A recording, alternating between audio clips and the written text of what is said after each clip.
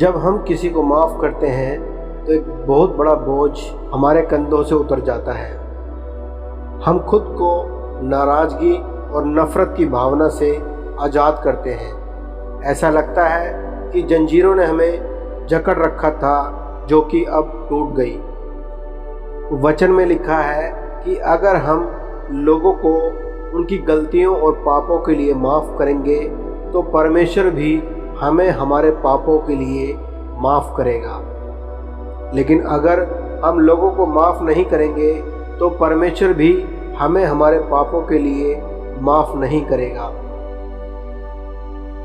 वचन में इस बात पर बहुत जोर दिया गया है कि दूसरों को माफ़ करना बहुत ज़रूरी है। जब यीशु मसीह चेलों को प्रार्थना करना सिखा रहे थे तो उन्होंने कहा था कि हमें प्रार्थना में ये कहना चाहिए कि परमेश्वर जिस प्रकार हम अपने अपराधियों को माफ़ करते हैं तो भी हमारे अपराधों को माफ़ कर।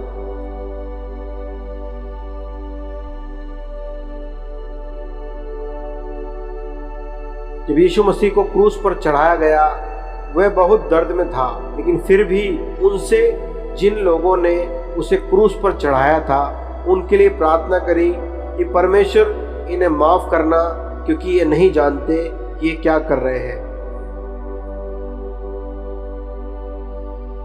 क्योंकि यीशु मसीह परमेश्वर का पुत्र है तो उसके पास इतनी सामर्थ्य थी कि वह पूरे रोमी साम्राज्य को नष्ट कर सकता था, लेकिन उसने फिर भी क्रूस पर अपनी जान दी आपको और मुझे पापों से मुक्त करने के लिए, और उन लोगों को भी माफ किया।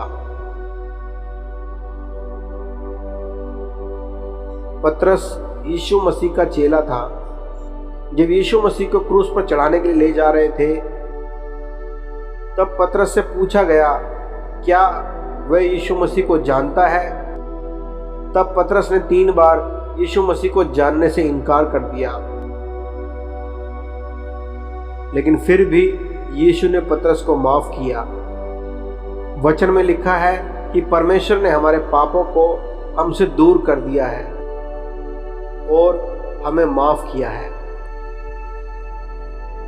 हम वचन में पढ़ते हैं कैसे पतरस ने यहूदियों को बोला कि वह माफी मांगे तो परमेश्वर उनके पापों को धो देगा। परमेश्वर हमें माफ करना चाहता है, वो हमें माफ करता है और हमारे पापों को याद नहीं रखता। हमें भी एक दूसरे को माफ करना चाहिए। हम कई बार उस इंसान से बात नहीं करते जिसने हमारे साथ बुरा किया है। हम सोचते हैं कि बात करेंगे और माफ करेंगे, लेकिन समय ऐसे ही निकल जाता है। हमें माफ करने में समय नहीं लगाना चाहिए।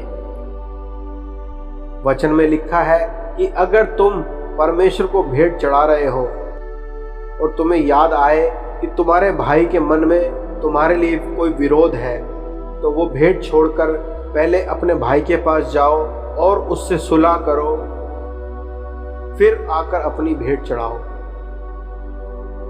परमेश्वर चाहता है कि जो लोग हमारे विरोध में हैं उन्हें हम तुरंत माफ करें। जब भी हम परमेश्वर के पास आए तो हमारे दिल में किसी के प्रति विरोध ना हो।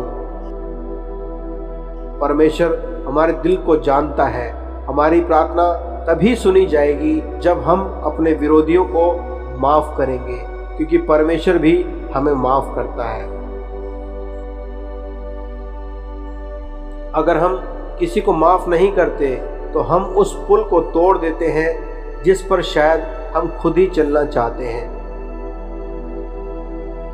जो भी विरोध है, जो भी गीला शिकवा है, उसे हम भूल जाएं और मेल मिलाप करें। हमें दूसरों को सिर्फ उनकी भलाई के लिए ही माफ़ नहीं करना, पर इससे हमें भी शांति और सुकून मिलता है। जब हम किसी को माफ़ करते हैं तो हम परमेश्वर की आज्ञा का भी पालन करते हैं। एक सवाल हमारे दिमाग में यह भी आता है कि हमें किसी को कितनी बार माफ़ करना चाहिए। पतरस ने यीशु से एक बार पूछा कि प्रभु, मुझे अपने भाई को कितनी बार गुनाह या अपराध करने पर भी माफ़ करना चाहिए? क्या 7 बार भी उसको माफ़ करना चाहिए? पर यीशु ने कहा सिर्फ 7 बार ही नहीं बल्कि 7 के 77 गुना तक माफ़ करना चाहिए।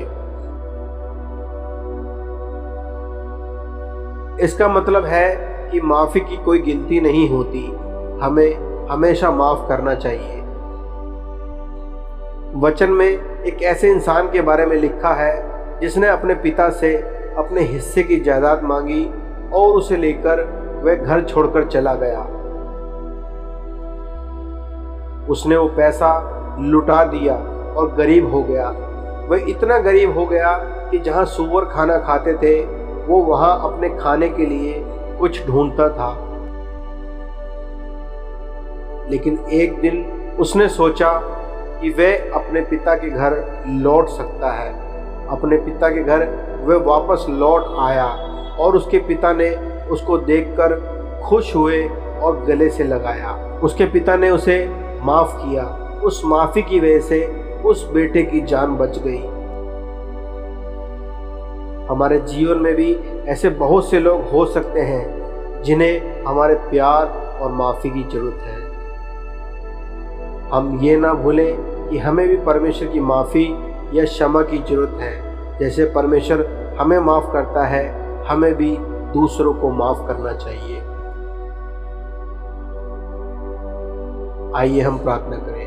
परमेश्वर, हम आपका धन्यवाद करते हैं इस समय के लिए। धन्यवाद करते हैं कि जब हम आपके पास आते हैं और अपने अपराधों के लिए माफ़ी मांगते हैं तो आप हमें माफ़ करते हैं। हम प्रार्थना करते हैं कि आप हमें इतनी सामर्थ्य दीजिए कि हम भी उन लोगों को माफ़ करने वाले हों जिन्होंने हमें ठेस पहुंचाई है।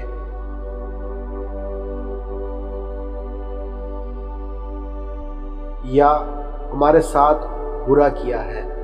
इस वीडियो को देखने और सुनने वाले हर एक शख्स को आपकी शांति मिले।